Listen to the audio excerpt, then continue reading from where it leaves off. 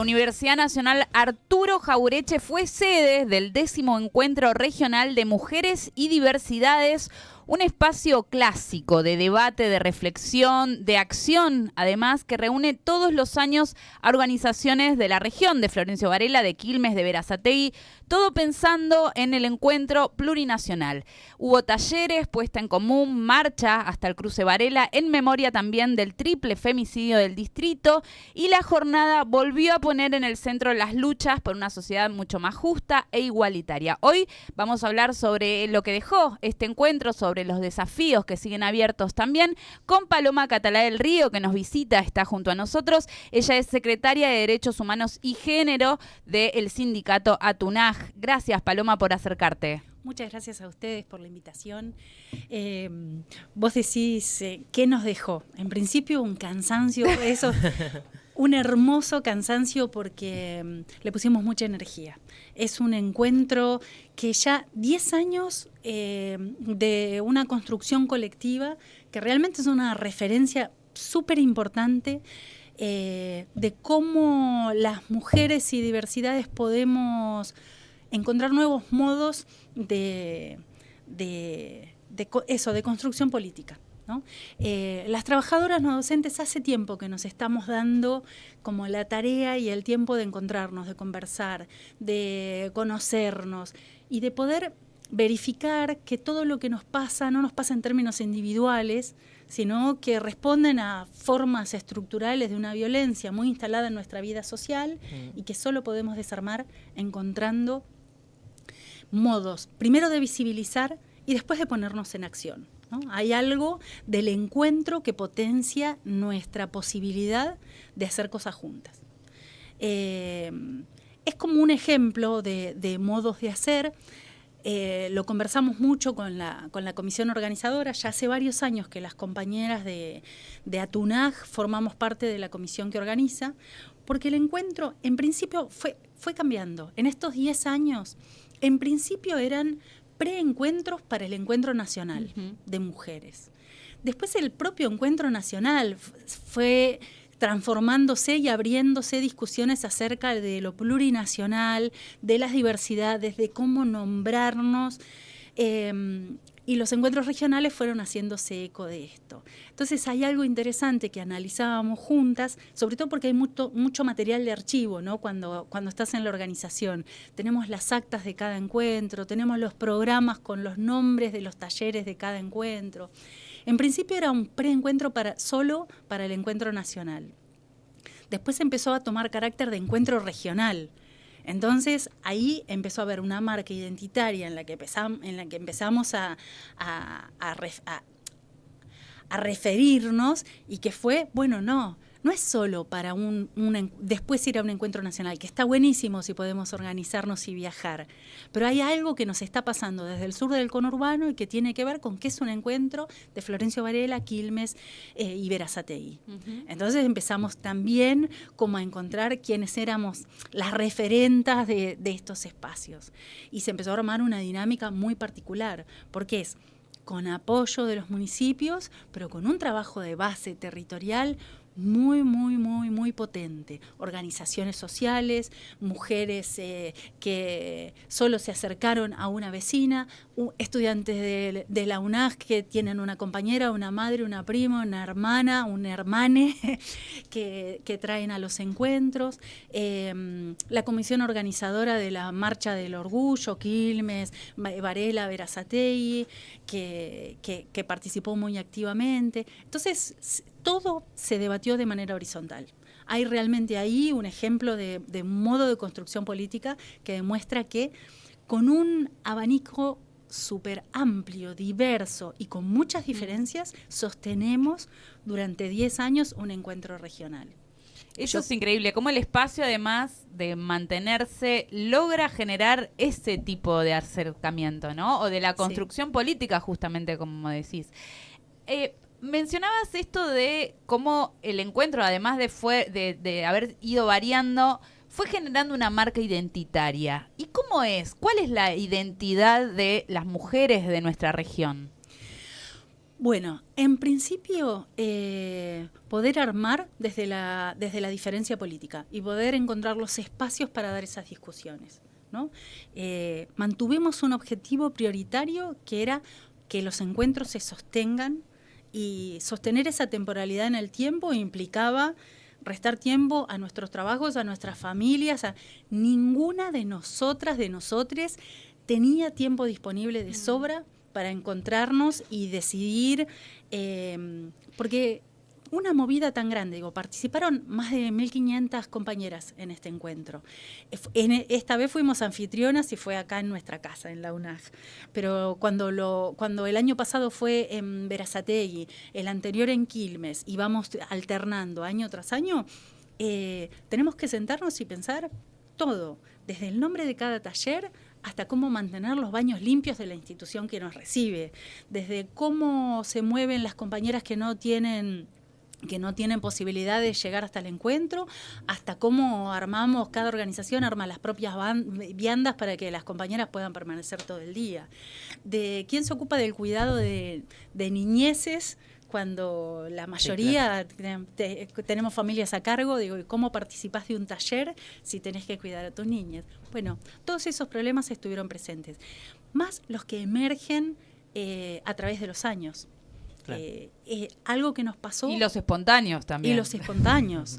No, imagínate en este año que veníamos planificando desde el comienzo de año el encuentro, empezamos a tener encuentros quincenales, después semanales, y pasó la horrenda situación del el triple femicidio. Nos reconfiguró el modo de ponernos en acción. Puso en primer lugar, veníamos como con el consenso de que la deuda es con nosotras, de que la crueldad del gobierno de Milei nos afecta principalmente a mujeres y diversidades, y lo del triple femicidio lo puso todo sobre la mesa. Pusimos eso en primer lugar y comenzamos a reordenar. Y analizábamos juntas actas de encuentros anteriores, donde, claro, las reivindicaciones que teníamos en encuentros anteriores nos quedaron muy atrás en el tiempo. Pedíamos, exigíamos, teníamos como reclamos acerca de la remuneración de promotoras, digamos, con un ministerio de mujeres que ya no existe en Nación. El retroceso en términos de las luchas que reivindicamos juntas es enorme. Es como un daño que en la conversación con las compañeras se demuestra en cada uno de los temas que abordábamos. Desde las compañeras con los comedores barriales, las que habían sido promotoras de salud, las que trabajan en las escuelas, las docentes, las trabajadoras no docentes, ¿no? Entre las docentes de la UNAG y las trabajadoras no docentes, lo que pusimos sobre la mesa fue la situación del conflicto que tenemos frente a los reclamos del presupuesto universitario, ¿no? Cómo ha quedado devaluado nuestro salario, en cuáles son nuestras condiciones de trabajo. Y teniendo en cuenta todo este contexto que vos estás describiendo, ¿qué diferencias hay en comparación con otros encuentros? También teniendo en cuenta esto de qué temáticas se abordan, qué talleres se tratan. Bueno, ahí hay algo muy interesante también con el paso de esta década de talleres, porque en principio los talleres, muy acorde al contexto de los tiempos, era mujeres y trabajo, mujeres y violencia. Y ahora vamos encontrando que hay temáticas que son transversales a todos los talleres, ¿no? Reconocemos formas estructurales de la violencia, y aunque tengamos talleres de violencia, la violencia emerge en todas las temáticas que proponemos. No sucede lo mismo cuando hablamos de la discapacidad, cuando hablamos de cómo abordar la diversidad y de cómo nombrarlo, ¿no? Bajo esta consigna que tanto repetimos de que lo que no se nombra no existe y tenemos que poder ponerle nombre, pero en todos nos enfrentamos. Cambiamos nominalmente el nombre de los talleres acorde a lo que emerge en cada organización del encuentro, pero después las temáticas son comunes y circulan. Y la dinámica que nos dábamos durante el encuentro es como la que se plantea en los encuentros nacionales, ¿no? Hay coordinadoras de talleres, se arman los talleres, se elaboran conclusiones y después hay una puesta en común en un documento de cierre. Siempre tenemos pensado un cierre musical, hemos tenido como cosas extraordinarias. Esta vez tuvimos 1000 mandalas, que nos llenó de esa energía de los tambores y la percusión, y que nos acompañó en la marcha que hicimos hasta el cruce. También en un contexto de que fue una fecha de duelo para la universidad, habíamos tenido la noticia del trágico accidente de nuestra estudiante Valentina el día anterior, así que todo eso cruzado, pero con la fuerza que da estar juntas. Sí, pensaba eso, que muchas cosas juntas, muy movilizantes, y cómo logran conectar justamente esa memoria junto a la lucha feminista, junto a las urgencias que estamos viviendo. Esto que por ahí decías, que revisaban las actas anteriores y pedían algo en un tablero totalmente distinto que hoy, que somos de los sujetos más pobres que está golpeando la economía. Digo, hay otras urgencias también. ¿Cómo llegan a enarbolar toda esa mezcla?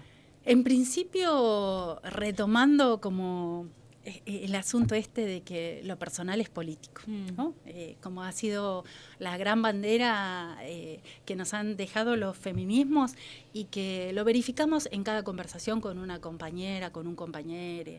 En nuestra vida personal está todo lo que tenemos que pensar en términos políticos, colectiva, digamos, no podemos pensarnos nunca en términos individuales.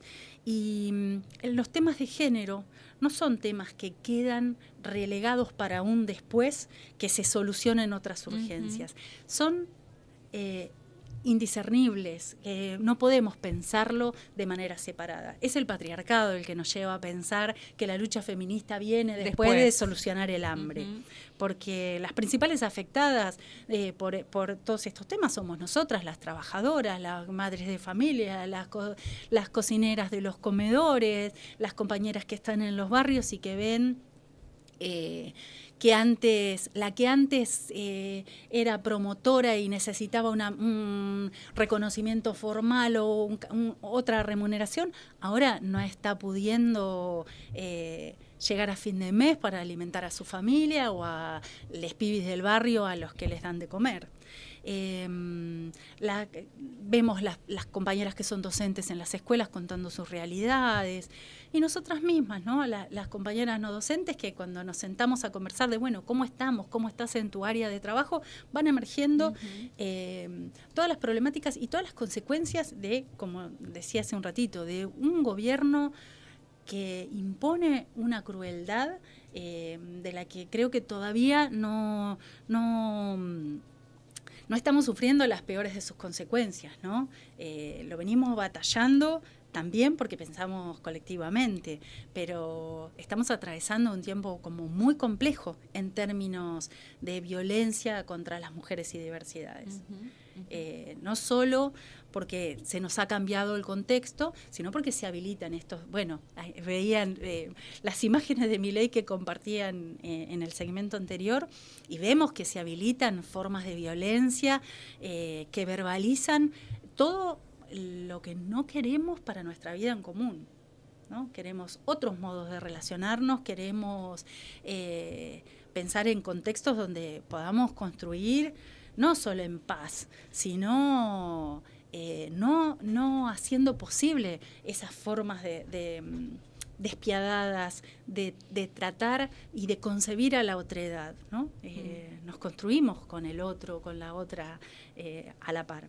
Hay un debate feminista que se da por estos tiempos, que es como otra vez a repetir, ¿no? Esto de que vuelve a aparecer habilitados estos discursos que ya dijimos y seguiremos diciendo, lo sabemos, que no van, que quedan totalmente obsoletos. ¿Cómo se vivió eso en el encuentro? ¿Hay un hartazgo de seguir repitiendo, de volver a marcar lo que está bien, de lo que está mal, o de lo que de ninguna manera vamos a volver a aceptar o a naturalizar o a dejar pasar como que nada? Sí, surge mucho eso en las conversaciones. No tanto en términos de lo punitivo, de volver a decir lo que está bien y lo que está mal, como digo, porque eso si no pareciera que tiene como, ¿no?, como algo moral, sino desde el lugar en el que nos situamos y del que no nos vamos a mover, como poner un freno al retroceso que se impone sobre derechos adquiridos, ¿no? No solo sostener lo que habíamos logrado, sino seguir soñando una vida mejor. Porque hay algo que también repetimos muchas veces y que hay que volver a decirlo. El feminismo no se organiza en contra de nadie, sino a favor de la comunidad en sí, ¿sí? Es como con modos de lucha feminista, la vida de todos, de todas y de todes es mucho mejor. Paloma, como para cerrar y también pensando en el futuro, en las nuevas generaciones, en las jóvenes, incluso también como un balance de decir, hace 10 años que venimos laburando esto todas juntas, ¿qué le dirías a las chicas que quizás por primera vez, quizás se acercaron por primera vez a este encuentro del sábado o que tienen ganas de ver cómo se organizan? ¿Qué les dirías que sumen, que traigan? Que participen. Que participen. Lo hablamos mucho con las trabajadoras no docentes. Queremos mucho en nuestro lugar de trabajo. La universidad es nuestro espacio y estar cerca y conversar y poner en común nuestros problemas nos da las herramientas para buscar soluciones también comunes. Está en la política, está en la militancia sindical. Digo, yo soy como una convencida de eso, ¿no? De que en tiempos en los que además se ningunea mucho a la política, a la práctica política, asociándola a... Estamos viendo, ¿no?, en estos días que muy lejos de nosotros están estas prácticas de corrupción y justo la ejercen estos varones que vienen declamando que la política está contaminada de corrupción. Bueno, no, venimos a mostrar que no, que política es construir de otras formas, que la política es pensar en maneras de transformar y que nuestras vidas sean mucho mejor desde lo que soñamos en común y no dejar de soñar. Para eso nos unimos en una lucha política. Qué lindo, Paloma, gracias. Es esperanzador. Felicitaciones a vos, a todo el equipo, a todas las que participaron también, a las que organizaron, a las que pensaron cada detalle y le pusieron además el cuerpo, la voz, el corazón. Así que muchísimas gracias, un orgullo que nos representen y un cálido abrazo. Muchas gracias por la invitación. Paloma Catalá del Río, secretaria de Derechos Humanos y Género del Sindicato ATUNAG, contando qué fue lo que dejó este 10º encuentro en la UNAG.